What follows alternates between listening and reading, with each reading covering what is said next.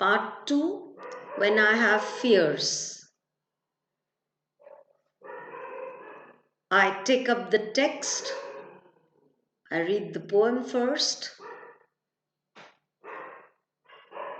When I have fears that I may cease to be, before my pen has gleaned my teeming brain, before high-piled books in garretry hold like rich garners the full-ripened grain, when I behold upon the night-starred face huge cloudy symbols of a high romance, and think that I may never live to trace their shadows with the magic hand of chance, and when I feel, fair creature of an hour, that I shall never look upon thee more, never have relish in the fairy power of unreflecting love, then on the shore of the wide world I stand alone and think till love and fame to nothingness do sink.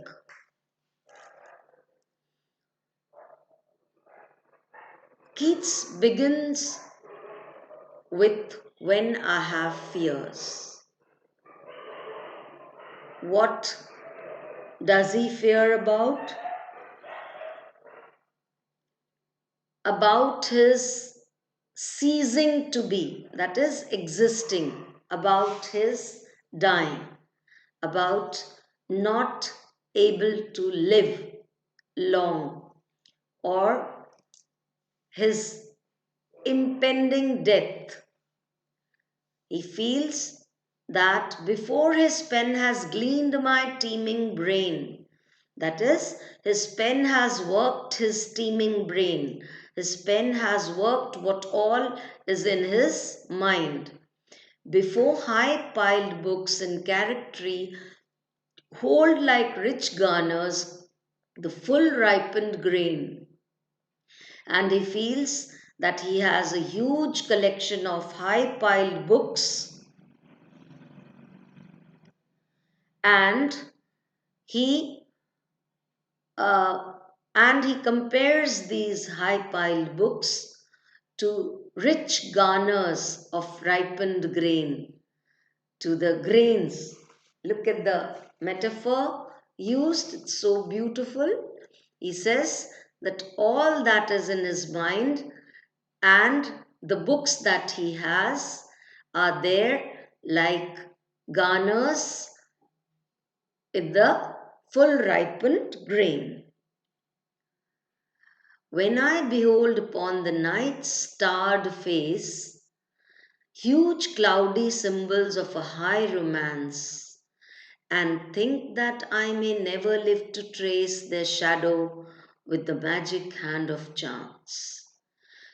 You see, Keats was planning to write a lengthy romance, Endymion. The reference here is to that long poem which he feels that he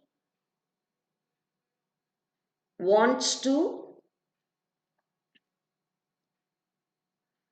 he might never uh, live that long as to write this lengthy romance which is there in his mind.